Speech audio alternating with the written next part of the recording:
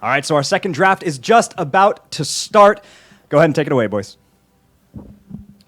All right, so we do see that first pick. We are going into the time. I would love to be able to see the whole thing if our KO would hit F11. Thanks, dude. Well, I mean, did you really need to see the names to know that Naventic chose first pick after losing their last game as first pick? Did they lose his first pick? That's weird. I thought you couldn't lose with first pick. There must have been a bug. I could have sworn I saw someone on Twitter about how first pick always wins. Well, it happens. Does it? I thought it always wins. I mean, keyboards sometimes come unplugged. That's true. They should keep unplugged for him. Well, we're going to the time pool now. Naventic is having difficulty deciding what they are going to do in this game.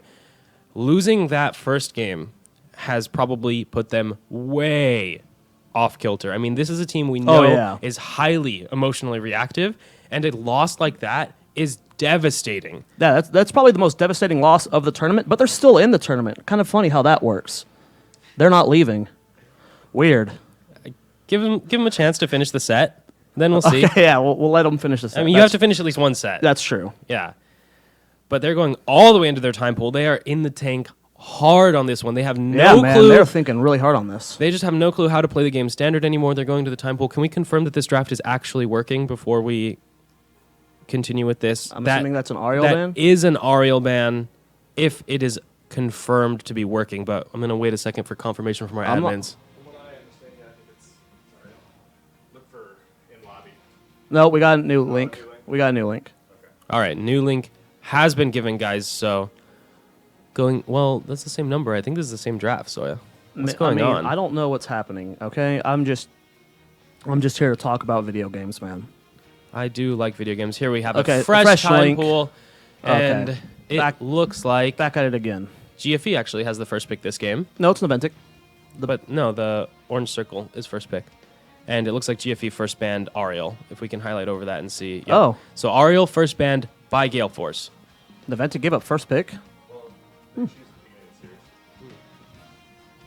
Oh. It alternates. I thought loser pick for some reason. I was lied to by Dunk Train. I mean, if that was the case... No, okay, never mind. I'm just going to stop there. So Ariel first ban from GFE. I mean, that's seeming that to be a kind of a trend here. First pick, first ban. She's very powerful support. And there's a lot of routes you can go down to her. We talked about the Gale combo with her, which we've seen a lot on this map. He's really good on the smaller maps. And then it's going to be a Tassadar ban from Naventic. So they're really wanting to deny that Tassadar-Vala combo. GFE played very well both days. Absolutely. That Tassadar combo was tearing through the games yesterday, and I'm not surprised to see the Tassadar banned out. I am really surprised, though, about the value of Zagara on this map, even given the recent nerfs. Naventic, of course, responded with that Zool, who is so valuable on this map, and the Thrall, so looking to match that Zagara's lane presence and also control the 4-man, but this does weaken their late-game team fighting dramatically. Well, GFE with their next two picks. I mean, B-Kid looked fantastic on Murden, and we've seen him consistently picked before the mid-tier ban, so definitely a possibility. I know he's going to go for the ETC. We saw him on ETC on this map yesterday, and there's the Kerrigan. We have seen that ETC Kerrigan combo do insane things. You just have so much potential, not only to engage, but also counter-engage. You can capitalize on the weakness of those two melee assassins on the enemy team. In order for those to do damage, they have to get in melee range. They have to be in contact with your team. That's not what you want when you're playing against a Kerrigan ETC. There's so much AoE stun getting thrown out. There's so much AoE damage, and it is very difficult for either of those heroes to actually connect and inflict serious damage to targets. Well, we'll have to see what Naventic plans to try and ban to slow this down. They're going to go ahead and deny the Li Ming. And instant Morales ban coming out from GFE. Not too surprised since they're going up against Naventic, as Kenma is a big fan of that support. Next two picks for Naventic. They need their tank and a support they could lock in here. Do you think they'd be looking to deny the Brightwing potentially from GFE and pick it up now? They could deny the Brightwing. We know that Akaface really likes that hero. He prefers to play that hero almost over all others when it comes to that supporting role.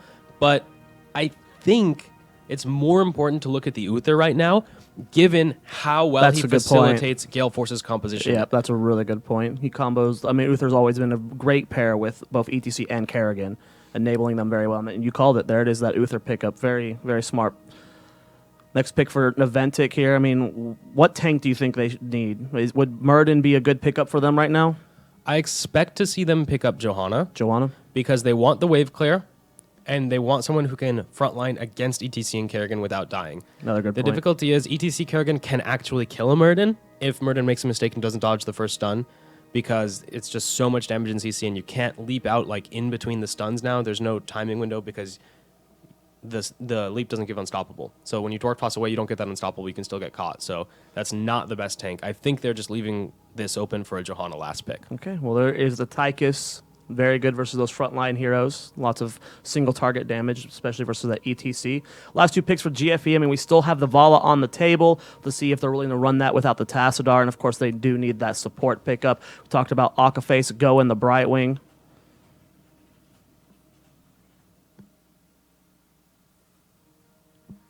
Well, he's running out of time. I mean, these are the last 2 picks. They know they need a support, and they need another damage dealer. So we're probably going to see Brightwing picked up for the support role, but they might wait to pick that until after they've decided what their damage dealer is. They have the Zagara in the solo lane, so that's going to provide good pressure and good map control. It'll be matched up against Thrall. You'll be at least even in the off lane. Then what you want to do is find a way to make this 4-man actually threatening. The Li Ming ban was really key here by Naventic because Li Ming follows up on the burst damage and CC of ETC Kerrigan so well. It's one of the few heroes that enables a 4-man kill better What about the than any Jaina others. again? The Jaina we saw yesterday with Crowan on this map. He did play it reasonably well. He had the ETC with that mixed up with that as well. So that could be good burst follow-up that Li Ming does. I absolutely forgot about it, but I think it would be excellent. Jaina is amazing against melee assassins because they suffer so much, and both of those melee assassins don't have a strong gap closer. Yep. Now that you mention it, I think Jaina is actually an insanely good pick here and would be perfect for Gale Force's composition. If only the Chromie dream was real. One day. One day, I my love- Chromie will come. I love my gnomes. Yeah, it's okay. One day. They just need a Chromie skin where she's in dragon form the whole time, and That then would be- everyone would play her. Yeah, that'd be sick. Well, 5 seconds left on the time pull. GFE thinking really hard. What will their last pick be?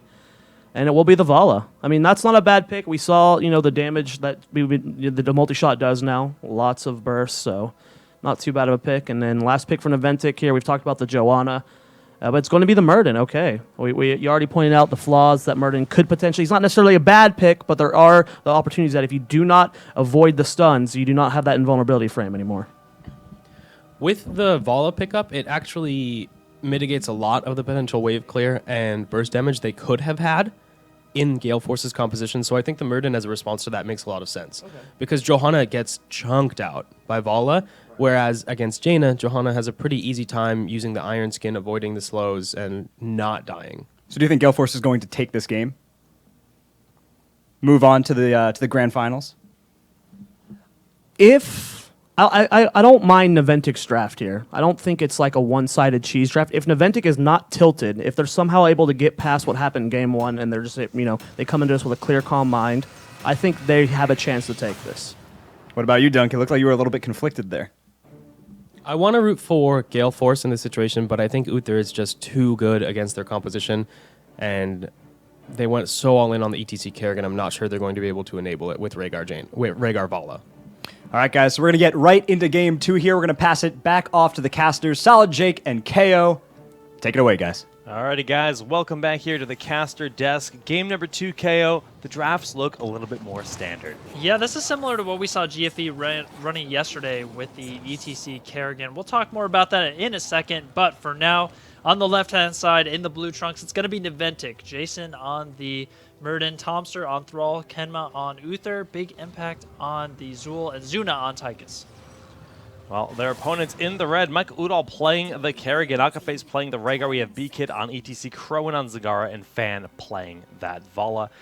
KO, as a former Vala player, You know, that was one of your absolute #1 heroes for a long time.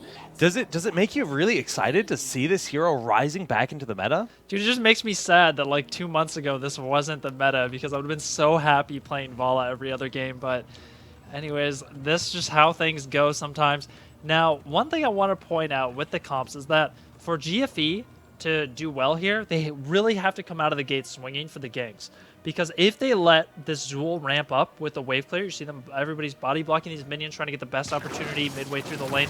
I feel like GFE has to make an attempt here to get a gank early on. And it looks like they were trying to make something happen there. The power slide in doesn't really have much follow-up there. Michael Udall just basically trying to combo the minions, trying to get at least a little bit more damage on the wave. But I am pretty worried about GFE here if they start getting too far behind this Zool. That's just going to be rushing it on the clear. I mean, the Zool is going to, the lane clear in general, the Kerrigan needs to have that basically level advantage to be as impactful as she possibly can. And I love the pickup for Zool going for Backlash, acknowledging that Kerrigan will be diving in, and that's going to be a lot of extra burst damage thrown at that hero, which Kerrigan doesn't have the biggest health pool. Actually, they buffed her health pool for a short while. She was deemed to be a little bit too strong, and they then tuned it back down. And already with the stuns on Michael Udall in the backline, the Bone Prison has been cast as well. There's no cleanses early in. The knockback from ETC is good. Michael Udall is so low, but the Chain Lightning will be able to finalize the kill, but not before Fan and Crowan find the kill onto Kenma. Yeah, nice return kill there. I'm actually sure, like, I was so focused on those guys that were standing outside the gate. Uther was pretty far over there into the side of GFE, but nice pick off there, just a nice snipe, well done. You know, going back to what you were saying before, it's not even just Fallen, man. Zagara is now getting played all the time. Zagara was those like are your heroes. my best hero, and like Vikings is seeing some play. Okay, maybe Vikings is a bit of a stretch, but in NA at least. It's a great era of heroes. To see Vala and Zagara getting picked so frequently, I'm very, very happy. I mean, the way they keep adjusting the meta, it's been great to see the game evolve again and again. But here on Tomb, we know what to expect. Lots of rotations between mid and bottom in that top lane, which is currently just an Orc feud happening between Thrall and Rhaegar. Apparently, Orcs sometimes are enemies. Oh, Topster? Yeah. Oh, Michael Udall with the great hold of his combo, but not going to end up finding Topster, who goes up and around. He took a whole lot of damage there, too, from the tower. I'm talking about Michael Udall, of course. And, you know, speaking of Michael Udall, this game he went the Ravage build, so he's got the clean kill and siphoning impact.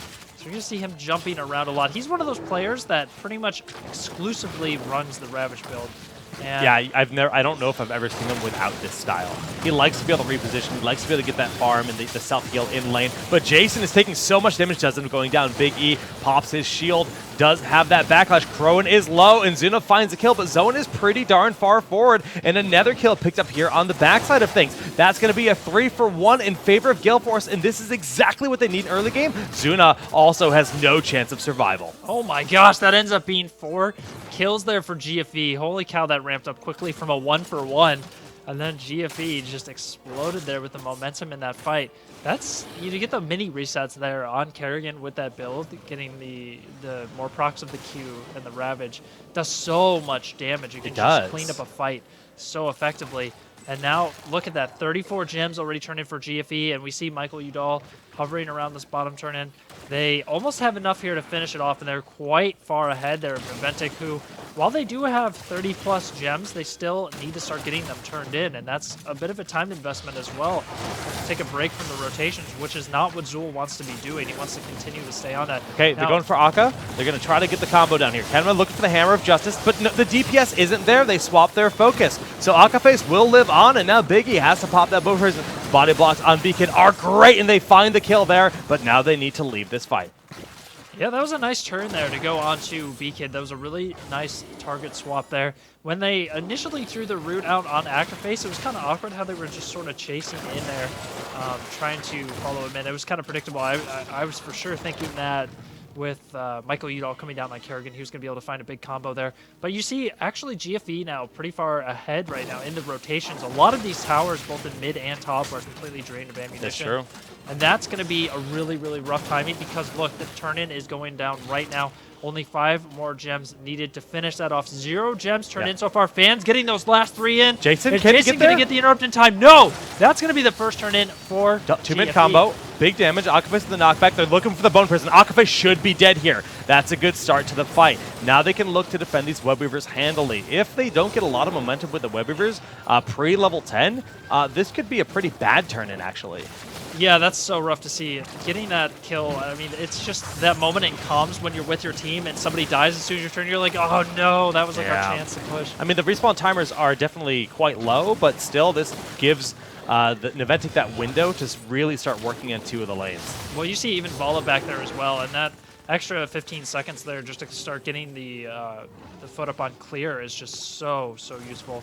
So they're already going to have bottom pretty much dealt with, so Zagara down here split pushing isn't going to be able to do all too much with that. However, GFE has their sights set on top right now with a very healthy Web Weaver. You see Zuna right now just trying to finish off. They want to get rid of all of these exterior ones before going and meeting the large grouping of GFE up in the top lane. But now you see the collapse is starting to come out. Big Impact really wants to find a route onto somebody. Jason jumping in there, trying to force it with the Storm Bolt, though no luck on either of those CCs connecting. I like the call that they made to not go for the immediate gank. You were talking about the Bone Prison threat.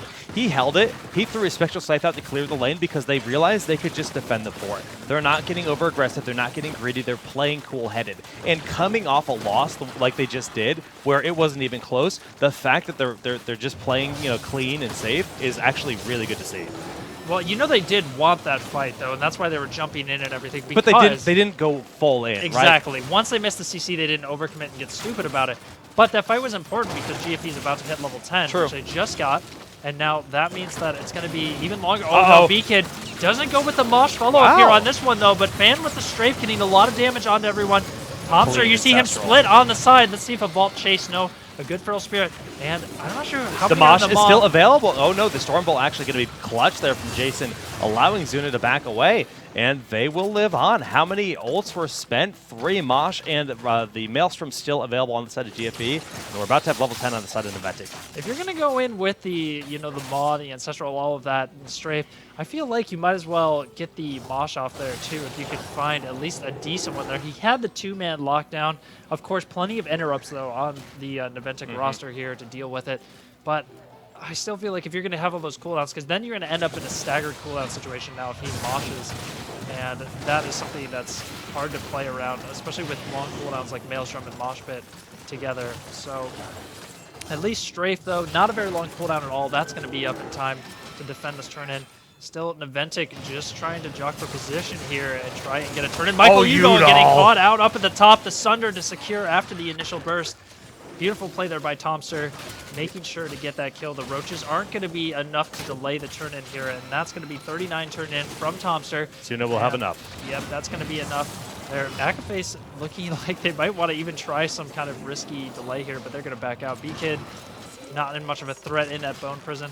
But now, let's see where they decide to push. Meanwhile, though, Crowan was just going to town on this bot lane fort here. That's going to be sub 50% health. And we see the top fort as well, very low. But that means all of that experience, you're not going to GFE just yet. They're controlling the lead. Naventic's got a good opportunity here to get back into the lead.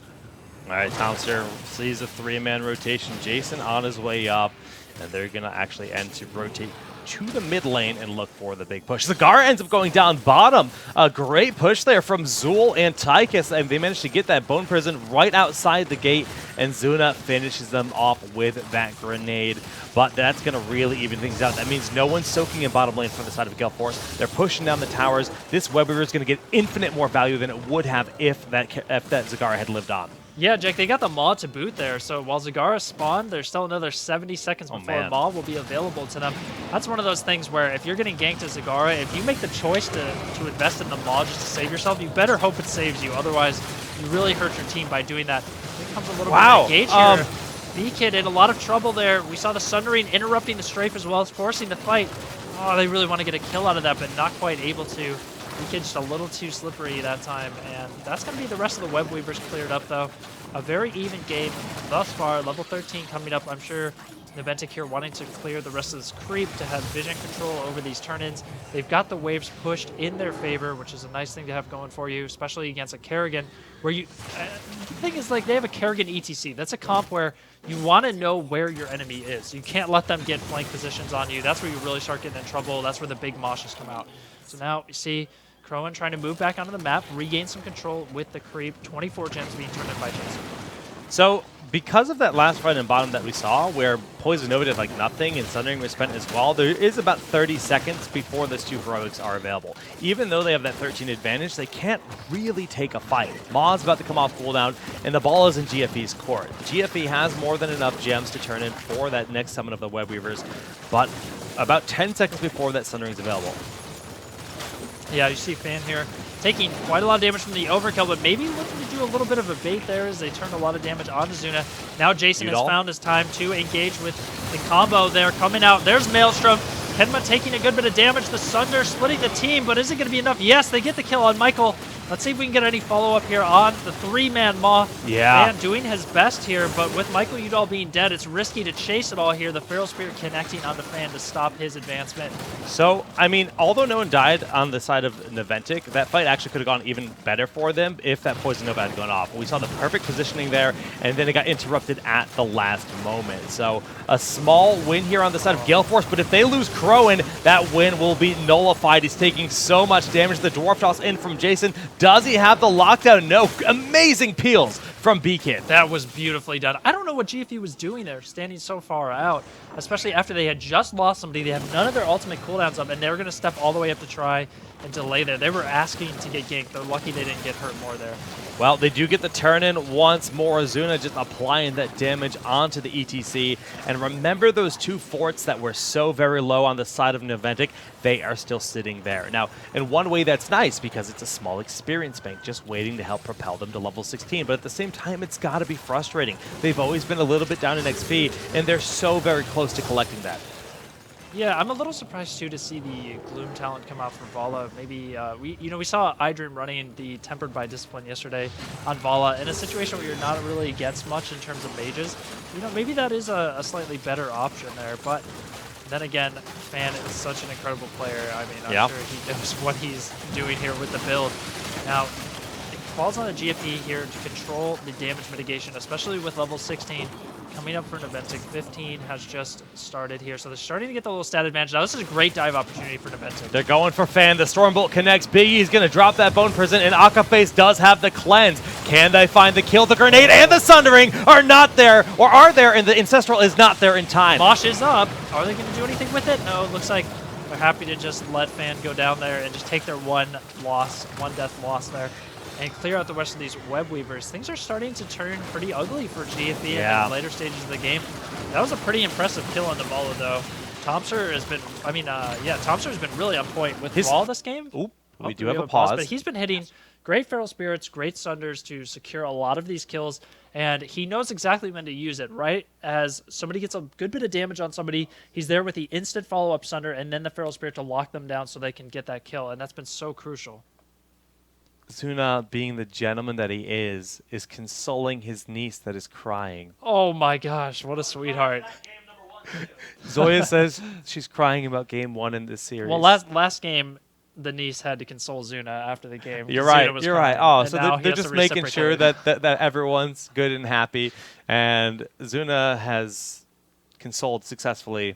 That was quick. Yeah, I mean, he he's might just want to a take pro. a few more seconds to make sure that she's good, but wait. Never mind. Oh, she started crying again. Oh, we're ready again. We're ready. Just about to hop back into this match. But I'm so excited about the adjustments we've seen from Naventic so far. They are going full standard, and we're hopping back on into the game, ladies and gentlemen, where Naventic have gotten this top keep wall opened up. They haven't done any critical damage quite yet, but things are looking good so far.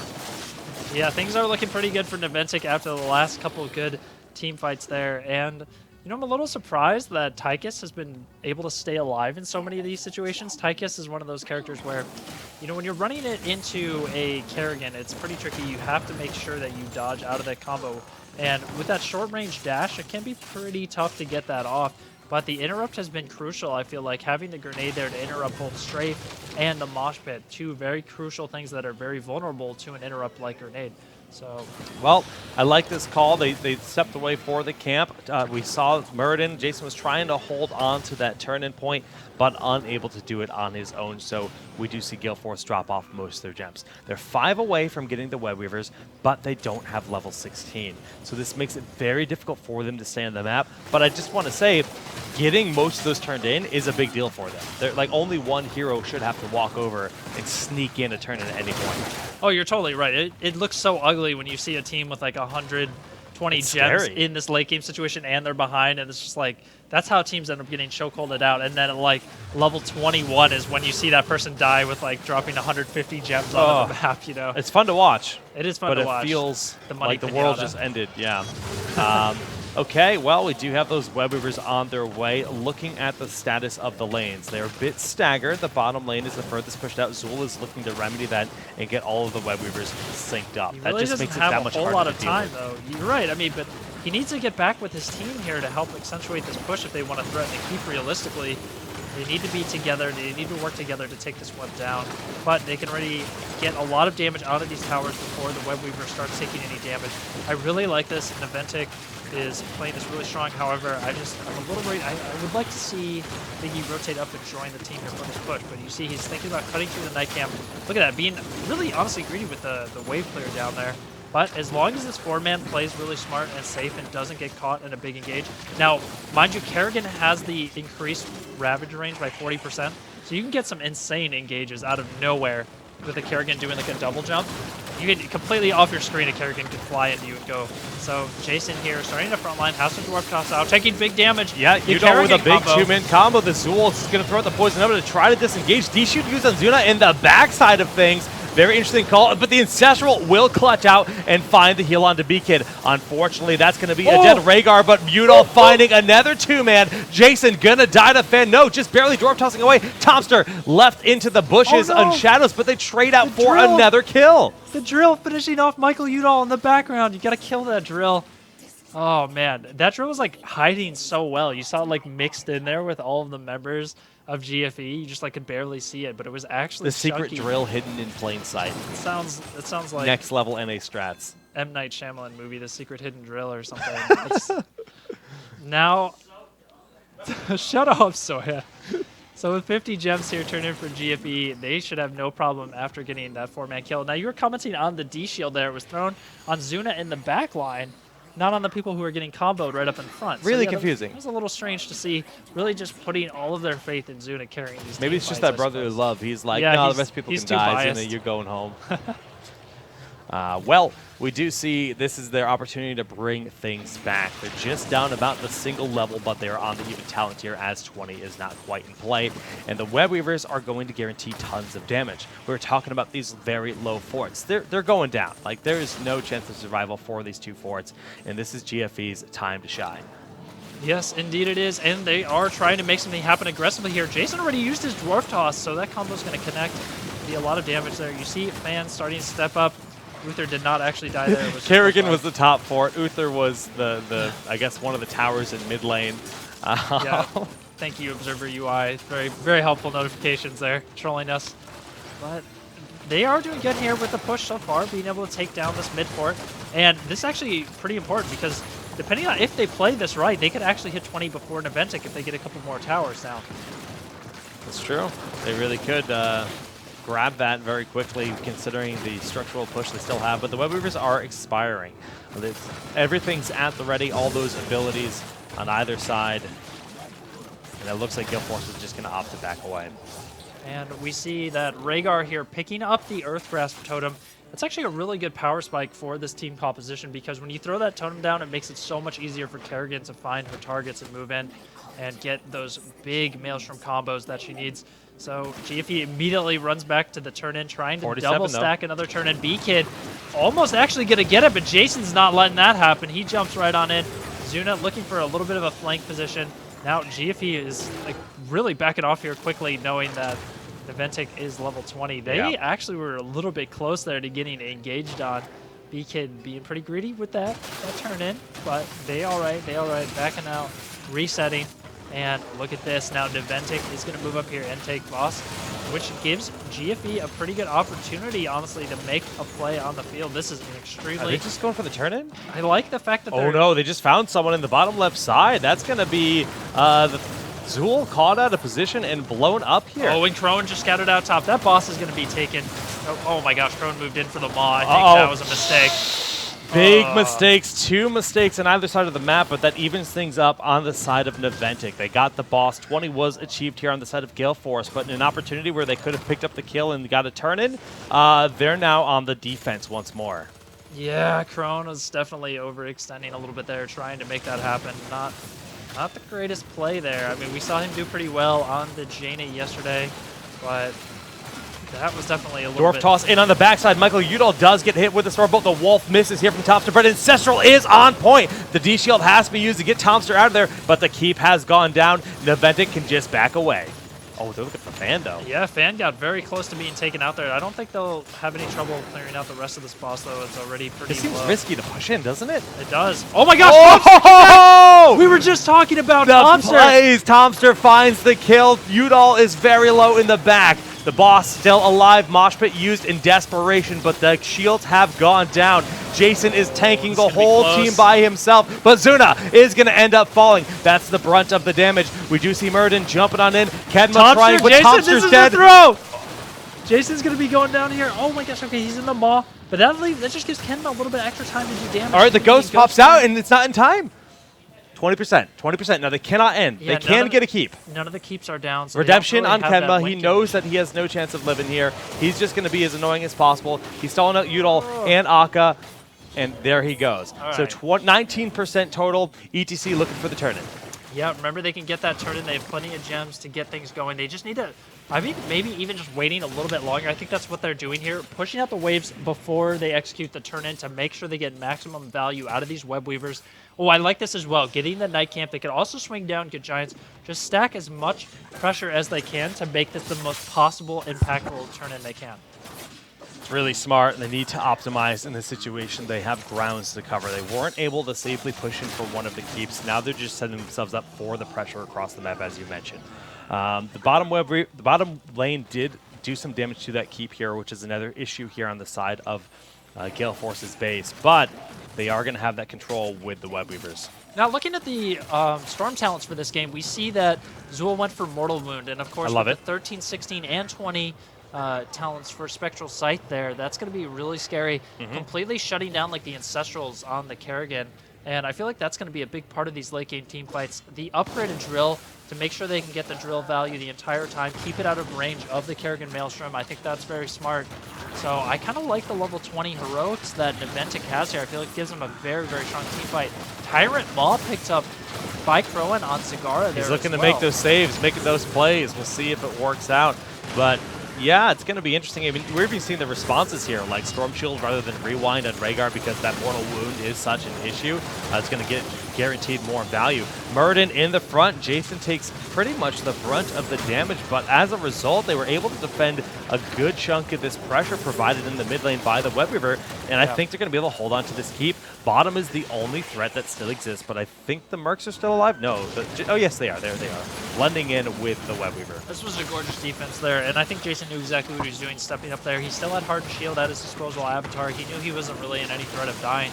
And just baiting a lot of that pressure onto him allowed his team to just go ahead and clear that Web Weaver up. And so really nicely done there. Jason filling his role very nicely. And the boss is going to be up in 1 minute and 10 seconds. Okay. So that threat's not going to be anything right at the gates. GFE is the closer on the turn-ins. They're getting the dump-in of their gems right now. But remember, if GFE loses one team fight here with the keep down, that's going to be game. But likewise, with that bottom keep being so weak for Naventic, they are also definitely in threat of losing. Yeah. Very much so. 56 turned in, though. Naventic is so far away from having a possible turn-in, and that's the one big advantage in favor of GFE. Yeah, absolutely. So both teams are sort of lining up for the team fight here. There's Jason with the jump. He gets a nice initiation there on Michael Udall. He's going to dash in now. The D-Shield completely mitigates the combo. Worked very well there on Zuna. But the three-man Maw, and Mosh Pit is still off. Jake, this Udall is in position, and they are just getting evaporated. Gale Force finds the team fight they need with that Monster Maul provided by Crowan, and they can make their way down to this bottom keep. We do have Uther and Muradin on the right side of the map. Big E is doing his very best to get away. Kenema's going to be able to hearth out. Looks like it's going to be a 3-persons for defense. I don't know if they can end it all here. Big E, does he have anything to defend this? No. He gets caught with the power slide. He is going to end up dying here. There is no Divine Shield. No, the clutch out from that shield. That maul Big up heals so from quickly, Kenema. too. The maul from Tyrant. Yeah, Tyrant Maul sound coming huge, but actually... Are they Fan not getting the keep? Fan got closed in on there, and it actually falls. I don't think that's a bug. He actually got killed there. Jason hit him with the Stormbolt. He immediately followed by Kenema with the Give stun. him the axe, man. Yeah, give him the axe. Doesn't play around in the late game. That's... I don't believe it. That is huge for Naventic. Yeah, wow, that's exactly what they needed. Now, remember that GFE does have the ability to get a turn in here. I think what they wanted to do was just get as many keeps down as they can during those death timers and then turn in to checkmate the game. But a huge misstep and mistake by Fan there, which is something we rarely ever see. Yeah. You know, Fan being the... I mean, they got aggro. They were like, yeah, we can go in. Let's go, let's go, let's go. And it cost them one of their players. They get the turn in. This buys plenty of room for Fan to respond. 20 seconds left. He'll be up in time to help try to push out. Best case scenario, they get the bottom keep.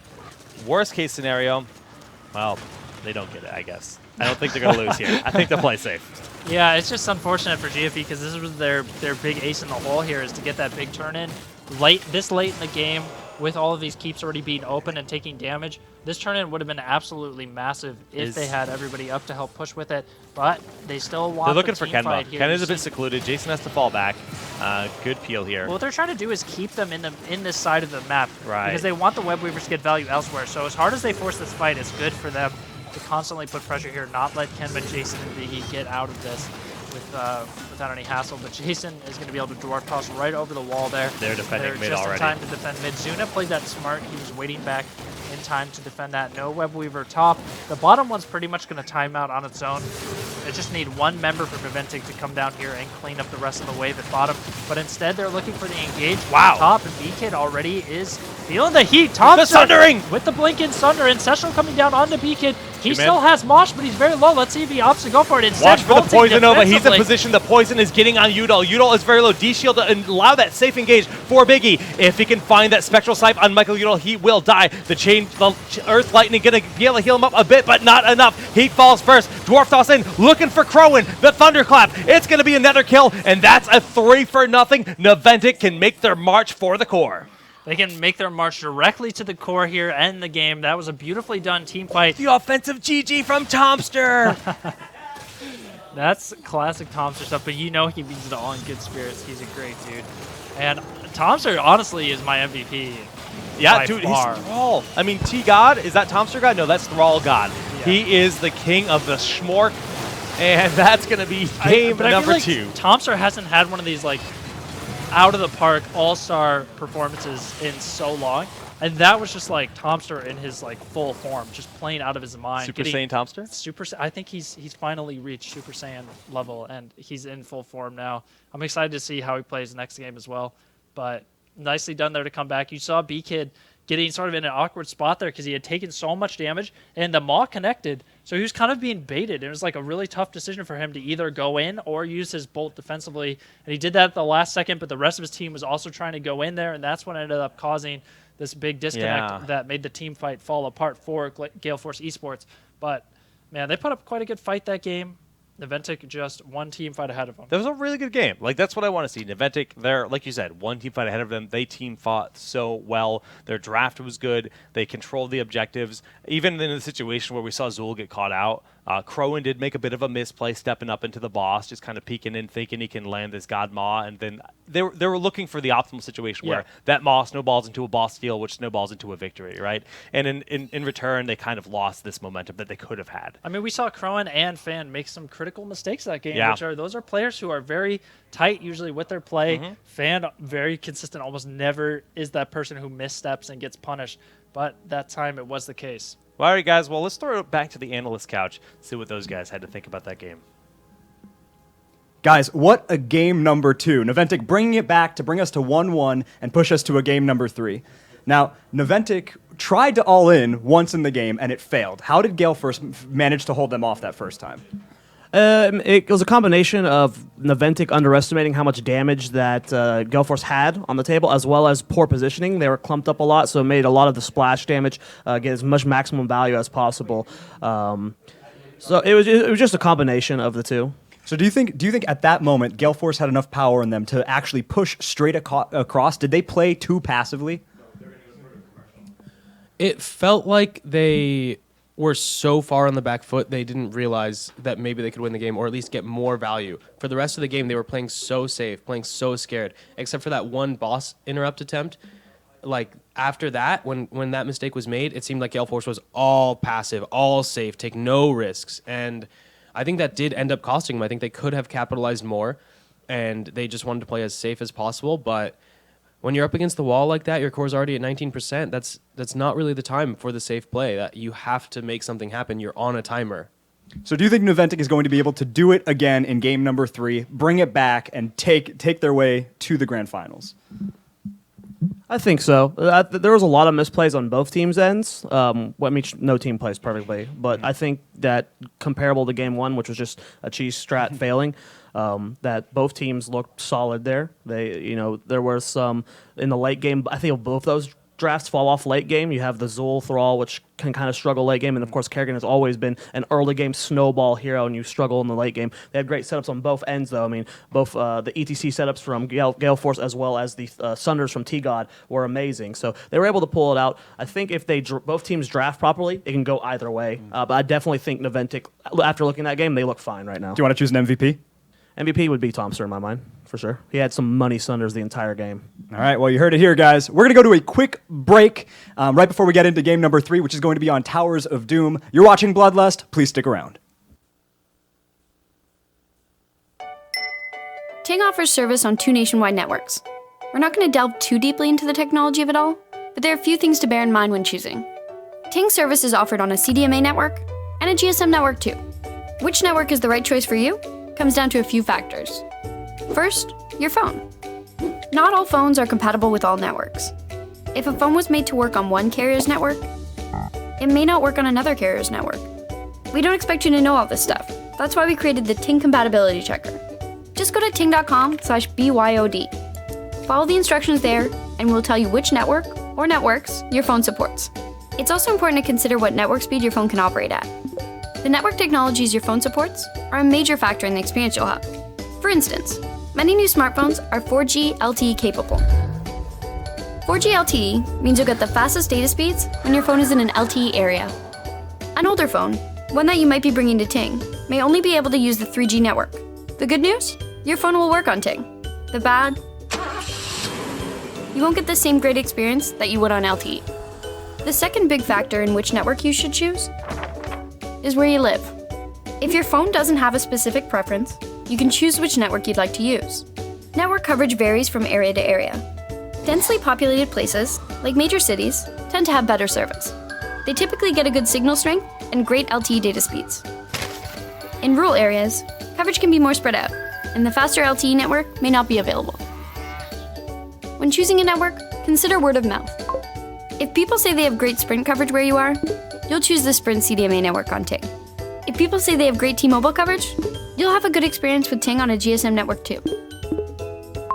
You can also use the coverage checker at ting.com/coverage to find the answers you seek. Simply input your address and take a look at which network offers you the best coverage. Finally, if you just can't decide which network is best for you, there's always a coin flip.